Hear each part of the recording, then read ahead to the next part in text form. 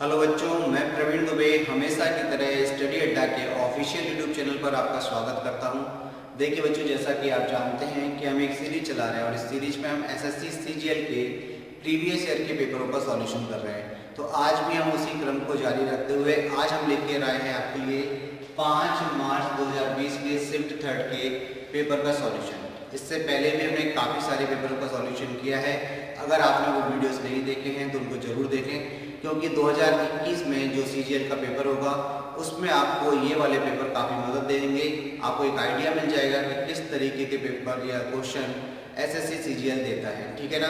चलिए, तो यहाँ पर अब बातें बहुत हो गई हैं, शुरुआत करते हैं हम काम की। तो सबसे पहला क्वेश्चन लेते हैं कि सबसे पहला क्वेश्चन क्या है आपके पेपर का। तो देखिए, पहला क्वेश्चन है the coefficient of x square in 2x + y की होल पावर 3 इज। क्वेश्चन आपको दिया है कि 2x + y की होल पावर 3 में x स्क्वायर का गुणांक है, आपको बताना है। तो देखिए, हमने आपको पहले भी बताया है कि इस टाइप का क्वेश्चन जब भी आए तो आपको करना क्या है। आपको क्या करना है, ये a + b का होल क्यूब है और a + b के होल क्यूब में x स्क्वायर कहाँ बनेगा, बस आपको वो पॉइंट देखना है।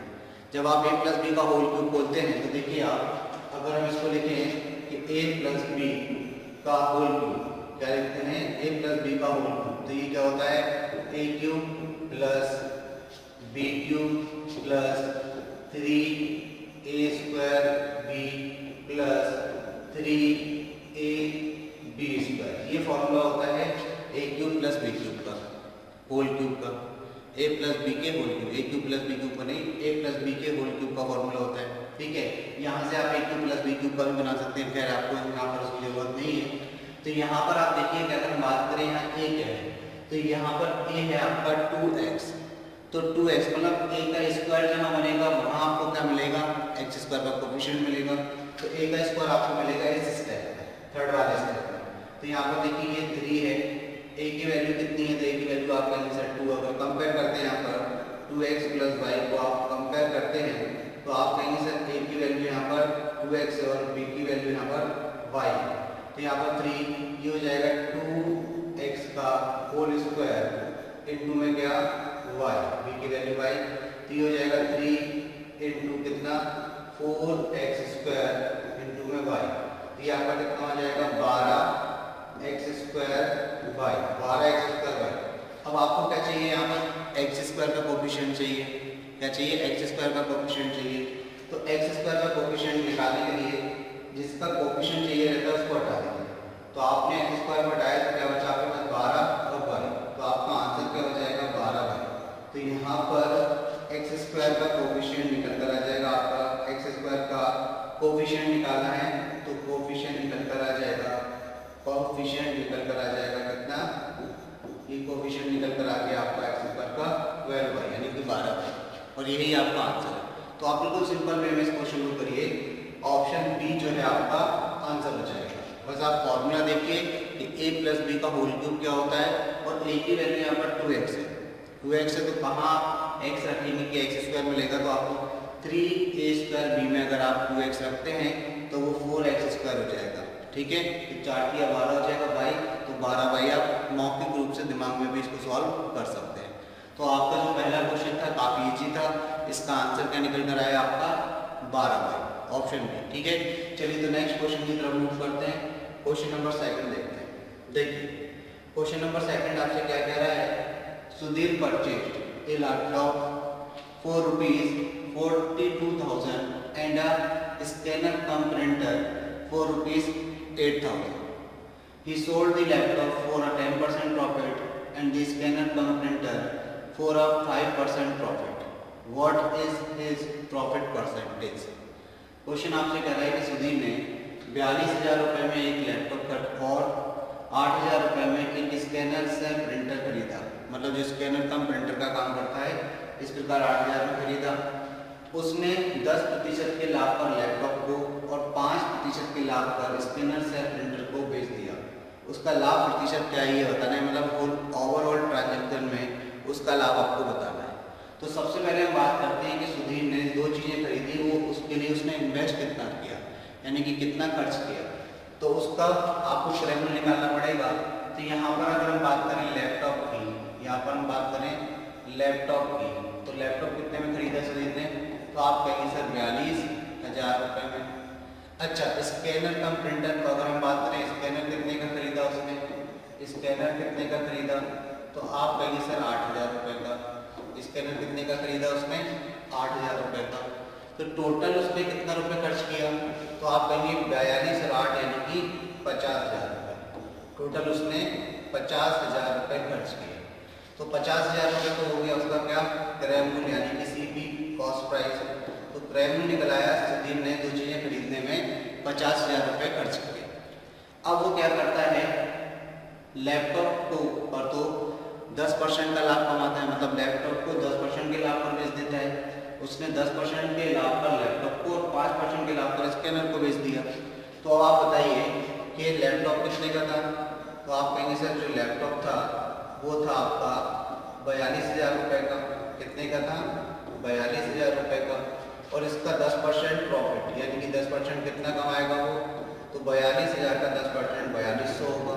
तो 4200 रुपये उसने यहाँ पर लाभ कमाया लैपटॉप पर। अब हम बात करें ये क्या निकालना है, लाभ निकालना है। उसने लैपटॉप पर और किस पर, प्रिंटर पर यानी कि स्कैनर पर। प्रिंटर कम स्कैनर था वो, स्कैनर कम प्रिंटर। स्कैनर पे अगर हम बात करें तो स्कैनर पर कितना कमाया भाई, तो 8,000 का स्कैनर था, उसका 5% लाभ पर बेचा।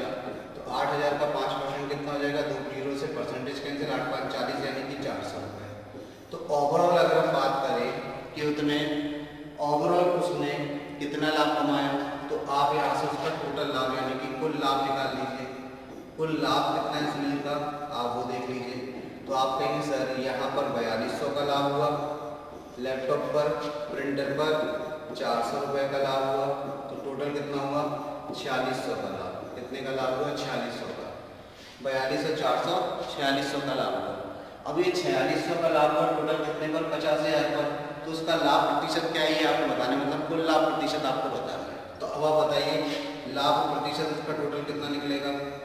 कुल लाभ प्रतिशत की अगर हम बात करें, कुल लाभ प्रतिशत यानी कि टोटल लाभ कितना निकलेगा, तो 4600 का लाभ उसने कमाया। टोटल कितने, 50,000 पर। तो यहाँ पर आप कर दीजिए 50,000 इंटू क्या कर दीजिए 100।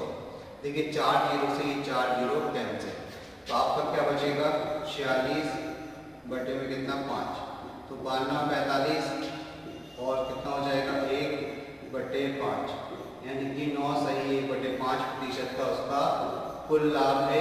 यही आंसर है। किस ऑप्शन में दिया है 9 सही 1 बटे 5, तो ऑप्शन बी में दे रखा है। देखिए कितना सिंपल क्वेश्चन था। लैपटॉप की कीमत दे रखी है, प्रिंटर यानी कि स्कैनर की कीमत दे रखी है, लाभ कमा रहे हैं लैपटॉप का 10% का, प्रिंटर पर लाभ कमा रहे हैं कितना 5% का। तो लैपटॉप का 10% निकाल दीजिए, प्रिंटर का 10% निकाल दीजिए, कुल लाभ देख लीजिए कितना हुआ 4600 रुपये का। तो कुल लाभ 4600 रुपये का हुआ। अब 4600 रुपये का लाभ कुल हुआ किस पर, 50,000 पर, क्योंकि दोनों खरीदे कितने के थे 50,000 के। तो 4600 50,000 का कितना परसेंट है, 9 सही 1 बटे 5%, यानी कि कुल जो लाभ हुआ वो 9 सही 1 बटे 5% का हुआ। आई होप बात आपको क्लियर होगी। ठीक, चलिए आगे बढ़ते हैं अगले क्वेश्चन की तरफ। क्वेश्चन नंबर 3 देखते हैं। The following table shows the number of student enrolled in different faculties in a college. Question आपको लिखा है कि निम्नलिखित तालिका एक महाविद्यालय के विभिन्न शाखाओं में नामांकित हुए विद्यार्थियों की संख्या दर्शाती है। मतलब ये जो तालिका जो टेबल आपको दी है इसमें क्या दिया हुआ है, इसमें आपको अलग अलग स्ट्रीम्स में मतलब अलग अलग शाखाओं में जो है एनरोल्ड हुए मतलब जिन्होंने अपना नामांकन कराया है उन विद्यार्थियों की संख्या को ये दर्शाती है। तो ये टेबल क्या देखिए, साइंस यानी कि विज्ञान में लड़कियों ने अगर नामांकन कराया हुआ है 32 लड़कियों ने, तो 18 लड़कियों ने नामांकन कराया। आर्ट में यानी कि कला के क्षेत्र में हम बात करें तो 28 लड़कियों ने नामांकन कराया, तो बॉयज़ ने 45 ने नामांकन कराया। कॉमर्स की अगर हम बात करें यानी कि वाणिज्य की, तो यहाँ पर 42 लड़कियों ने नामांकन कराया, तो 42 ही लड़कों ने भी नामांकन कराया यानी कि अपना रजिस्ट्रेशन कराया। ठीक है, एनरोल कराया अपने आप को। वोकेशनल यानी कि व्यवसाय जो सबसे छोटा है उसमें यदि 13 लड़कियों ने नामांकन कराया तो 30 लड़कों ने नामांकन कराया। ठीक है, तो ये तो पूरा डेटा दिया है। अब हम आते हैं कि क्वेश्चन आपसे क्या कर रहा है। यहाँ पर लिखा है the percentage of student studying in faculties other than sciences, विज्ञान को छोड़कर संकायों में अध्ययन करने वाले विद्यार्थियों का प्रतिशत कितना है। विज्ञान को छोड़कर यानी कि आप साइंस को हटा दीजिए, साइंस को हटाने के बाद इन सारे जो शाखाएं हैं मतलब सारी फैकल्टीज हैं, आर्ट, कॉमर्स और वोकेशनल, इन सारे सब्जेक्ट में जो एनरोल्ड किया गया है बच्चों के द्वारा उनका परसेंटेज कितना है। तो परसेंटेज तो हमेशा टोटल से निकलेगा, तो पहले आपको टोटल स्टूडेंट निकालने पड़ेंगे कितने हैं। तो सबसे पहले हम टोटल स्टूडेंट की बात करते हैं। सबसे पहले हम क्या करेंगे कि टोटल स्टूडेंट कितने हैं। तो अगर हम टोटल स्टूडेंट्स की बात करें कि टोटल स्टूडेंट्स कितने हैं, तो आपको क्या करना है, आपको सभी को ऐड करना है। यानी कि 32 18 कितना हो गया 50, 50 में 20 जोड़ा 70 और 78, 78 में 5 जोड़ा तो कितना हो गया 83, 83 में आपने 40 जोड़ा तो कितना हो गया 123, 123 में आपने कितना जोड़ा 40 और 2 42, 123 में 2 जोड़ा तो 125, 125 में आपने 40 जोड़ा तो 165, 165 में आपने 40 जोड़ा तो कितना हो गया 205, 205 में आपने 2 जोड़ा तो 207, 207 में आपने 13 जोड़ा तो कितना हो जाएगा 220, 220 में आपने 30 जोड़ा तो 250। तो ओवरऑल स्टूडेंट कितने हैं, टोटल स्टूडेंट कितने हैं 250 है। अब 250 में से आप किसको माइनस कर दीजिए, पहले तो आप सकाए वाले जो जितने स्टूडेंट उनको यानी कि टोटल कितने हैं साइंस वाले देख लीजिए, क्योंकि साइंस को आपको शामिल नहीं करना है, साइंस को आपको शामिल नहीं करना है। तो साइंस के स्टूडेंट कितने हैं 32 18 50, इनको माइनस कर दीजिए। तो अब आपके पास रिमेनिंग स्टूडेंट कितने बचे, यानी कि शेष स्टूडेंट कितने बचे। अगर हम रिमेनिंग स्टूडेंट की बात करें साइंस को हटाकर तो शेष स्टूडेंट्स आपके पास कितने बचे। शेष स्टूडेंट की अगर हम बात करें तो 250 में से आप माइनस कर दीजिए कितना 50, तो ओवरऑल आपके पास कितने 200 स्टूडेंट बचे। कितने स्टूडेंट बचे 200 स्टूडेंट। और यही ये पूछ रहे हैं कि विज्ञान को छोड़कर सरकारी में अध्ययन करने वाले विद्यार्थियों का प्रतिशत कितना है, मतलब ये जो 200 है वो 250 का कितना प्रतिशत है, ये आपसे पूछा गया है। तो किस तरीके से करेंगे भाई, तो कुछ नहीं करना है आपको, 200 200 250 का कितना प्रतिशत है ये आपको निकालना है, इनको क्या कर देंगे आप 100 कर देंगे। तो ये देखिए 0 से तो 0 कैंसिल, 25 चौको कितना हो जाएगा 100, 4 दूनी 8 यानी कि 80%। यानी कि अगर हम साइंस के विद्यार्थी को हटा दें तो ओवरऑल जो स्टूडेंट है जिन्होंने अपना नामांकन कराया है वो 80% है टोटल स्टूडेंट का। इस ऑप्शन में दिया है, ऑप्शन बी में दिया है। तो इस प्रकार ऑप्शन बी आपका क्या हो गया आंसर हो गया। आई होप बात आपको समझ में आ गई कि किस तरीके से इस क्वेश्चन को बनाना है। क्वेश्चन की टेबल को पढ़िए भाई, टेबल में क्या बोला, क्वेश्चन क्या कहना चाह रहा है उसके शब्दों को समझिए, क्वेश्चन काफ़ी इजी होते हैं। ठीक है, आगे बढ़ते हैं क्वेश्चन नंबर 4 की तरफ। देखिए यहाँ पर दिया है in the given figure if DE parallel BC AD is equal to 2.5 cm, DB is equal to 3.5 cm and EC is equal to 4.2 cm, then the measure of AC is, बोल रहे हैं भाई कि दी गई आकृति में यदि DE समांतर BC है, AD बराबर 2.5 सेंटीमीटर, DB बराबर 3.5 सेंटीमीटर और आपको यहाँ पर क्या दिया है EC यहाँ पर नहीं लिखा हुआ है, तो EC यहाँ पर हिंदी में लिख दीजिए। EC बराबर कितना दिया है, EC दिया है आपको 4.2 सेंटीमीटर है। तो आपको AC की माप बतानी है कि कितनी है। अब सबसे पहले तो ये समझ लें कि यहाँ पर ये जो ट्राइंगल दिया है इसमें दो भुजाएं समांतर है, यानी कि DE जो है वो किसके समांतर पैरेलल है BC के, DE समांतर BC है, ये आपको क्वेश्चन में दिया है। इसके अलावा आपको क्या दिया है AD यानी कि यहाँ से यहाँ तक की मेजरमेंट ये आपको 2.5 सेंटीमीटर दी है। फिर इसके बाद अगर हम बात करें कि DB, तो DB आपको कितना दिया 3.5, तो ये DB है, ये आपको 3.5 दिया है। इसके बाद हम बात करें EC आपको कितना दिया है, तो 4.2 सेंटीमीटर दिया है। ठीक है, और आपसे पूछा क्या गया है कि ये पूरा AC आपसे पूछा गया है, AC आपको फाइंड करना है कि AC की मेजरमेंट कितनी है। तो हमने A ही मान लिया कितना है x है। अगर A निकाल लेंगे तो उसको हम EC में जोड़ देंगे तो हमारे पास क्या आ जाएगा, यहाँ से हमारे पास AC आ जाएगा। अब ये AE कैसे निकालेंगे, तो देखिए यदि किसी त्रिभुज में ये दो भुजाओं की अगर आप किसी बिंदुओं को मिलाते हैं और तीसरी भुजा के समांतर रेखा बनती है, मतलब आपने D एक बिंदु लिया एक भुजा AB पर और एक बिंदु ई दिया AC पर, और इन दोनों बिंदुओं को मिलाने से एक रेखा खींची DE। अगर DE समांतर BC के, पहली चीज तो ये समझ लें कि समांतर अगर ये है तो ये वाला कोण और ये वाला कोण बराबर होंगे, क्योंकि ये संगत यानी कि करस्पॉन्डिंग एंगल होंगे। इसी प्रकार ये वाला कोण और ये वाला कोण भी कैसे होंगे, आपस में बराबर होंगे, ये भी करस्पॉन्डिंग एंगल संगत कोण होंगे। अब अगर हम त्रिभुज ADE की बात करें और त्रिभुज ABC की बात करें तो दो कोण इनके बराबर हो गए और दोनों में A कॉमन है, तो तीसरा कोण भी बराबर हो गया। तो ये सिमिलर ट्राइंगल हो गए। ये कैसे हो गए, सिमिलर ट्राइंगल हो गए। और सिमिलर ट्राइंगल में इनकी संगत भुजाएं आनुपातिक होती हैं, यानी कि ये त्रिभुज अगर हम बात करें तो त्रिभुज ADE सिमिलर है त्रिभुज ABC को, क्योंकि ये संगत कोण है।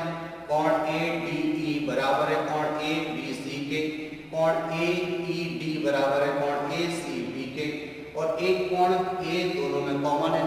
तो अगर तीन कोण बराबर हो जाते हैं तो त्रिभुज सिमिलर होते हैं, दो भी बराबर हो जाते हैं तो तीसरा तो स्वतः ही अपने आप बराबर हो जाता है। तो अब ये क्या हो गया, सिमिलर हो गया, यानी कि समरूप त्रिभुज हो गए।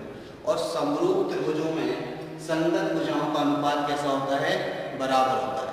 यानी कि हम यहाँ से कह सकते हैं कि इसकी भुजा AD, इसकी भुजा AD, छोटे वाले त्रिभुज की भुजा AD और बड़े वाले त्रिभुज की भुजा AB का जो अनुपात है वो बराबर होगा छोटे वाले त्रिभुज की भुजा AE, छोटे वाले त्रिभुज की भुजा AE और बड़े वाले त्रिभुज की भुजा AC के बराबर होगा। ठीक है, अब यहाँ से हम क्या करेंगे, यहाँ से हमें x का मान भी मिल जाएगा और AC भी हम आसानी से निकाल लेंगे। तो देखिए AD की वैल्यू कितनी है, तो आप कहेंगे सर 2.5। अब आपसे बात करें AB की वैल्यू कितनी है, तो 2.5 में आप ये 3.5 छोड़ दीजिए, तो ये 2 और 3 5 और 1 6 हो गया, ये कितना हो गया 6। और बराबर में कितना, AC AE की बात करें तो ये x है, AC की बात करें तो ये x प्लस 4.2। देखिए आप ऐसे भी कर सकते हैं, इसके अलावा आप चाहें तो AD अपॉन DB और AE अपॉन EC से भी कर सकते हैं, लेकिन जो कॉन्सेप्ट एक्चुअल सही कॉन्सेप्ट है पहले हम वो इस्तेमाल करके आपको बता रहे हैं। फिर डायरेक्ट आप ऐसे भी कर सकते हैं, रिजल्ट पर कोई इफेक्ट नहीं पड़ता है। दोनों चीज़ों से हम आपको बताएंगे। अब आप देखिए क्या करना है, आपको क्रॉस मल्टीप्लाई, तो यहाँ पर आपके पास वैल्यू आएगी 6x की, 6x और यहाँ पर मल्टीप्लाई होगा कि हो जाएगा 2.5x और 2.5 को मल्टीप्लाई किससे करेंगे आप, 2.5 को मल्टीप्लाई करेंगे 4.2 से, 4.2 से। ठीक है, चलिए तो यहाँ पर देखिए ये माइनस होगा इसमें से 2.5, तो कितना बचेगा 3.5x बचेगा, 3.5x बचेगा।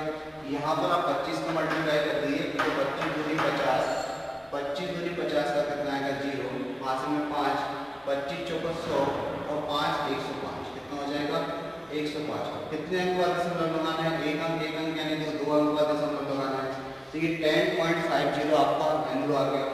यहाँ से आप x की वैल्यू निकालेंगे 10.5 और डिवाइड बाई 3.5, पॉइंट से पॉइंट कैंसिल। अब हम बात करें 5 से, तो 5 से काटा 7 बार, 5 दूनी 10, 5 एकम 5, 7 से काटा ये कितनी बार 3 बार, तो x की वैल्यू कितनी निकल कर आ गई फाइनली, तो x की वैल्यू 3 निकल कर आ गई। अब x की वैल्यू 3 निकल आई है, आपको क्या निकालना है, AC निकालना है।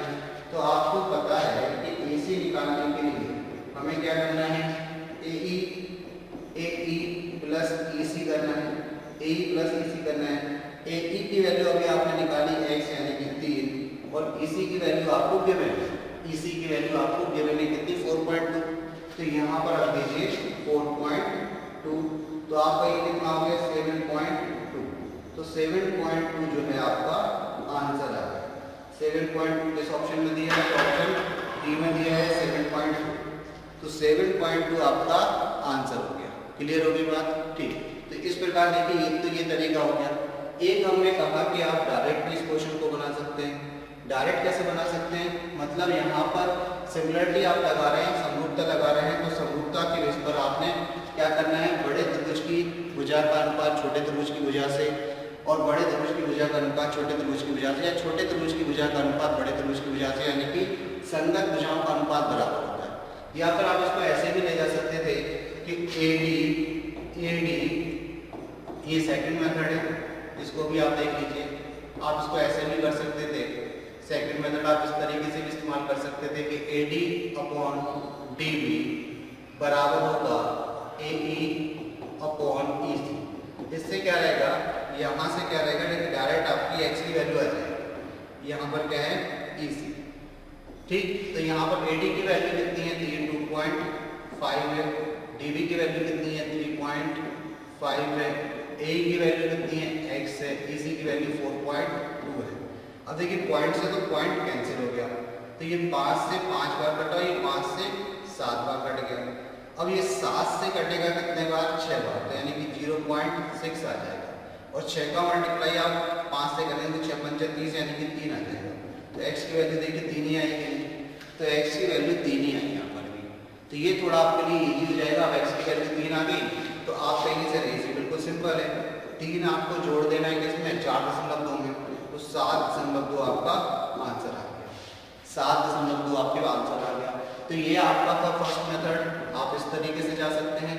ये क्या था आपका फर्स्ट मेथड, आप इस तरीके से जा सकते हैं। और सेकंड मेथड भी आपके सामने है, आप इस तरीके से भी जा सकते हैं। ये आपके लिए ज़्यादा इजी रहेगा। कॉन्सेप्ट देख लीजिए, सही कॉन्सेप्ट ये है, ठीक है। इसके अलावा ये भी आप करा सकते हैं, बिल्कुल सही, कोई फर्क नहीं पड़ेगा। इनकी भुजाओं को आप तोड़ के भी अनुपात के रूप में लिख सकते हैं, ठीक है। चलिए आगे बढ़ते हैं क्वेश्चन नंबर 5 की तरफ।